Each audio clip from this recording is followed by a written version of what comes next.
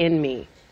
The killings have sparked quite an online conversation, generating the hashtag #YesAllWomen. Hundreds of thousands of tweets criticizing society for letting men feel entitled to women and citing examples of women being objectified, harassed, even worse. Joining us now, Robbie Ludwig, a psychotherapist, and Laura Bassett. She's a political reporter at the Huffington Post who focuses on women's issues. Thank you so much, ladies, for joining us to have this conversation. And it seems to be one that is really generating a lot of energy online. I want to read a couple of tweets for both of you, and I want to get your reaction.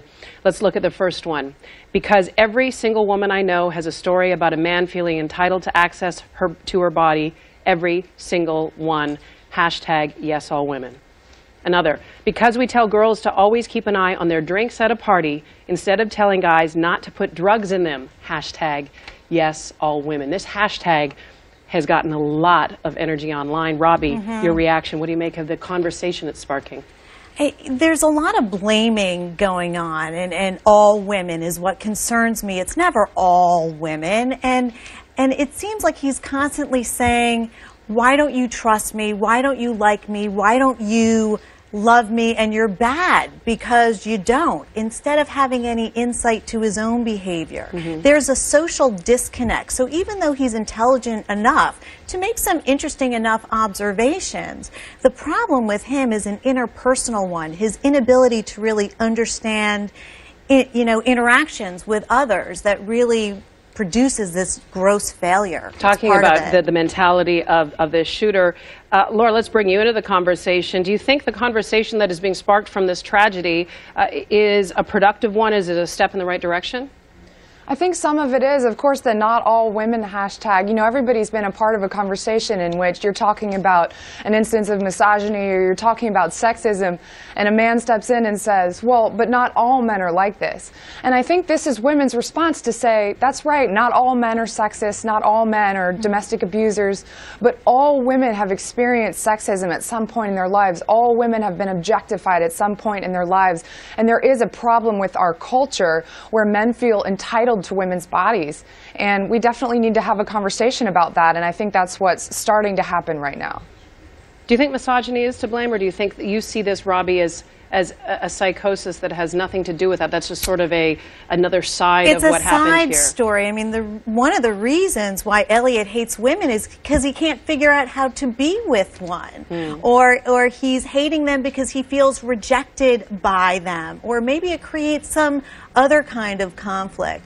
But he's not talking about misogyny. I don't know that he really cares about that topic. He cared about himself, and yet didn't have the insight to figure out how to make his life work because he was a severely ill man. It's interesting. He may not have known that, Laura. I think that oftentimes, as you were saying, women have felt that, whether it's mistreatment, ill treatment, being not considered. Sometimes the person that's victimizing them might not be aware of the experience that the woman is having. Does that make sense? Exactly. And I don't think he came in believing that he was a misogynist. In fact, quite the opposite. He believes he's quite the gentleman based on some of the videos that he put on YouTube. But you can examine his language and see the language of misogyny. He went to college feeling like he was entitled to sex. He said, this is what happens in college. You have sex and you have fun, and women are denying me this, and therefore I will punish them. And he called what he was doing a war on women. And he said, going into this sorority house and slaughtering all the women in there will be, I will be the ultimate alpha male. And he's using this language of, I want to be dominant over women, and if I can't have their bodies, this is how I'm going to show them that I'm dominant over them. And I think that's the ultimate misogyny, even if he's not self-aware about it. Well, the interesting thing about misogynists is that they feel powerless in relation to women, and that is why they hate them, and they have to put them down, because they do understand a woman's power, and it's very disruptive to them, to feel that they're not in control and powerful. And so that's what we saw with Elliot. This hashtag #YesAllWomen has just, I read through, there's a bunch of them. You can go to Twitter and take a look. There's a bunch of them. Very powerful. Here's another one. Somebody quoting the Canadian poet and novelist Margaret Atwood. Men are afraid that women will laugh at them. Women are afraid that men will kill them. This is from May 25th. The novelist quoted that, but that's widely being quoted online.